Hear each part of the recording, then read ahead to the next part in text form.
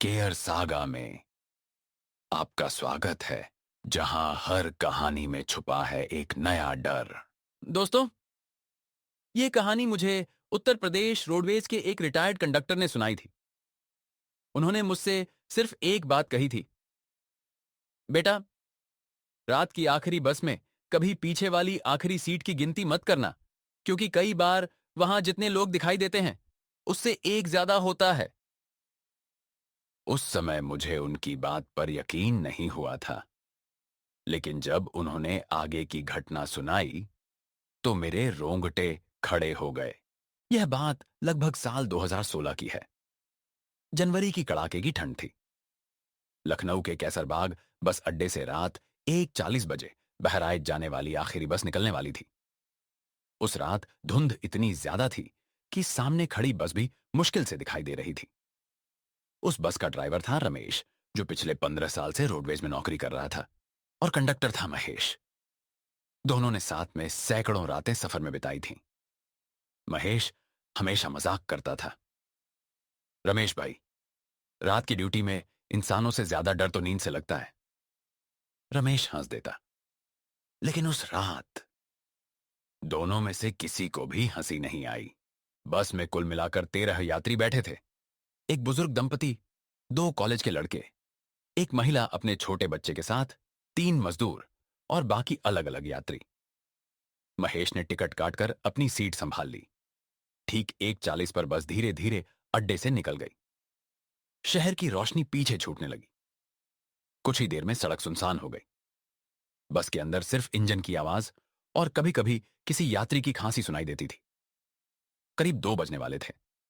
तभी बस एक लंबे सुनसान जंगल वाले रास्ते पर पहुंची। धुंध इतनी घनी थी कि रमेश को बस की स्पीड बहुत कम करनी पड़ी। अचानक हेडलाइट की रोशनी में सड़क के किनारे कोई हाथ हिलाता दिखाई दिया। एक आदमी जिसने काला कंबल ओढ़ रखा था। रमेश ने बस धीमी तो की, लेकिन रोकी नहीं।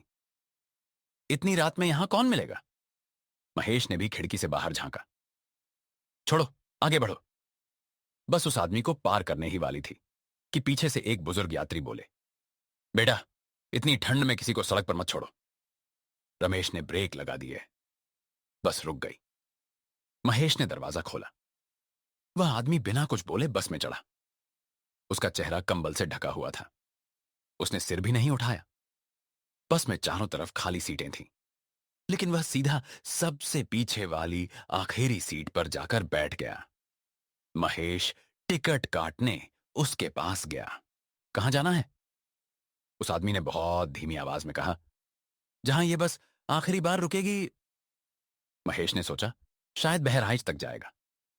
उसने टिकट काटा। आदमी ने जेब से पुराने जमाने का एक मुड़ा तुड़ा 100 रुपए का नोट निकाला। नोट इतना पुराना था कि महेश ने कहा, भाई, दूसरा दे दो। लेकिन उसने कोई जवाब नहीं दिया, बस नोट उसकी तरफ बढ़ाए रखा। महेश ने नोट ले लिया और टिकट उसकी सीट पर रख दिया। जैसे ही वह वापस आगे आया, उसे अचानक याद आया, उसने टिकट तो सीट पर रखा था, लेकिन आदमी ने टिकट हाथ में लिया ही नहीं। उसने पीछे मुड़कर देखा। आखिरी सीट खाली थी। महेश का दिल जोर से धड़कने लगा। वह तुरंत पीछे भागा। पूरी बस देख डाली, सीटों के नीचे तक झांका, लेकिन वह आदमी कहीं नहीं था। महेश ने घबराकर रमेश से कहा, रमेश, अभी जो आदमी चढ़ा था वो कहां गया? रमेश ने हैरानी से कहा, क्या मतलब कहां गया? पीछे बैठा होगा। रमेश ने बस सड़क किनारे रोक दी। सभी यात्रियों की नींद खुल गई। सबने मिलकर पूरी बस देखी, लेकिन वह आदमी जैसे हवा में गायब हो चुका था। तभी पीछे बैठी महिला ने कांपती आवाज में कहा, भैया, जब से वो आदमी बस में चढ़ा था, मेरा बच्चा लगातार एक ही बात बोल रहा है। महेश ने पूछा, क्या? महिला की आंखों में डर साफ दिखाई दे रहा था। उसने अपने बेटे की तरफ इशारा किया। सिर्फ 5 साल का वह बच्चा खिड़की से बाहर देख रहा था और धीरे धीरे बोल रहा था, मम्मी, वो अंकल बस के बाहर भाग रहे हैं। महेश और रमेश ने एक साथ खिड़की से बाहर देखा। बस खड़ी थी, लेकिन धुंध के बीच ऐसा लगा जैसे कोई काला साया बस के साथ साथ धीरे धीरे चल रहा हो। दोस्तों, महेश ने जैसे ही खिड़की से बाहर देखा, उसका गला सूख गया। घनी धुंध के बीच सचमुच ऐसा लग रहा था कि कोई काले कंबल में लिपटा आदमी बस के साथ साथ चल रहा है। रमेश ने घबराकर एक्सीलेटर दबा दिया। बस तेजी से आगे बढ़ने लगी। कुछ सेकंड बाद वह साया धुंध में गायब हो गया। बस के अंदर कोई कुछ नहीं बोल रहा था।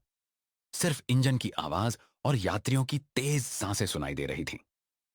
करीब 10 मिनट बाद महेश ने हिम्मत करके पीछे जाकर फिर से आखिरी सीट देखी। सीट खाली थी, लेकिन जहां वह आदमी बैठा था, वहां सीट पूरी तरह गीली थी, जैसे कोई अभी अभी बारिश में भीग कर बैठा हो। महेश ने हाथ लगाया। पानी बर्फ जैसा ठंडा था। तभी उसके हाथ में कुछ चुभा। सीट के कोने में वही टिकट पड़ा था जो उसने उस आदमी के लिए काटा था, लेकिन टिकट पर मंजिल की जगह कुछ और लिखा था। अंतिम पड़ाव। महेश का दिल जोर जोर से धड़कने लगा। वह टिकट लेकर ड्राइवर के पास पहुंचा। रमेश ने टिकट देखा तो उसके चेहरे का रंग उड़ गया। मैंने तो ऐसा टिकट कभी नहीं छापा। दोनों एक दूसरे को देखने लगे। उसी समय पीछे बैठे बुजुर्ग यात्री धीरे धीरे उठे। उन्होंने टिकट हाथ में लिया और कुछ पल उसे देखते रहे। फिर बोले, 30 साल पहले इसी सड़क पर एक बस खाई में गिर गई थी। बस में सन्नाटा छा गया। उन्होंने आगे कहा, उस हादसे में एक आदमी आखिरी समय तक बस रुकवाने की कोशिश करता रहा, लेकिन किसी ने बस नहीं रोकी। वह ठंड में सड़क पर ही मर गया। महेश ने घबराकर पूछा, आपको यह कैसे पता? बुजुर्ग ने गहरी सांस ली। क्योंकि उस बस का कंडक्टर मैं ही था। बस में बैठे सभी लोग एकदम चुप हो गए। बुजुर्ग की आंखें नम थीं। उस दिन से हर साल सर्दियों में लगभग इसी तारीख पर कोई ना कोई ड्राइवर उस आदमी को सड़क पर खड़ा देखता है। रमेश ने बिना कुछ बोले बस की रफ्तार और बढ़ा दी, लेकिन तभी बस अपने आप धीमी होने लगी। रमेश ने पूरी ताकत से एक्सीलेटर दबाया, फिर भी स्पीड कम होती जा रही थी। स्पीडोमीटर की सुई धीरे धीरे शून्य पर आकर रुक गई। बस बिल्कुल बीच सड़क में बंद हो गई। हेडलाइट अभी भी जल रही थी। करीब 20 कदम आगे वही काले कंबल वाला आदमी खड़ा था। इस बार उसने पहली बार अपना चेहरा ऊपर उठाया, लेकिन जहां चेहरा होना चाहिए था, वहां सिर्फ गहरी काली परछाई थी। उसने धीरे धीरे अपना हाथ उठाया और बस की तरफ इशारा किया। महेश के मुंह से आवाज तक नहीं निकली। उसी समय पीछे बैठे 5 साल के बच्चे ने कहा, मम्मी, अंकल कह रहे हैं कि उन्हें घर जाना है। बस में बैठे किसी भी बड़े को कोई आवाज नहीं सुनाई दे रही थी, लेकिन बच्चा जैसे किसी से बात कर रहा था। बुजुर्ग यात्री धीरे धीरे बस से नीचे उतरे। महेश उन्हें रोकता रह गया। वे उस आदमी के सामने जाकर खड़े हो गए। उन्होंने कांपती आवाज में कहा, उस रात गलती मेरी थी। मुझे बस रोकनी चाहिए थी। कुछ पल तक चारों तरफ सन्नाटा रहा। फिर अचानक तेज हवा चली। धुंध उठने लगी और उस आदमी की परछाई धीरे धीरे धुएं की तरह हवा में घुलने लगी। बस उसी पल अपने आप स्टार्ट हो गई। रमेश ने तुरंत बस आगे बढ़ा दी। सुबह जब वे बहराइच डिपो पहुंचे तो महेश ने जेब में हाथ डाला।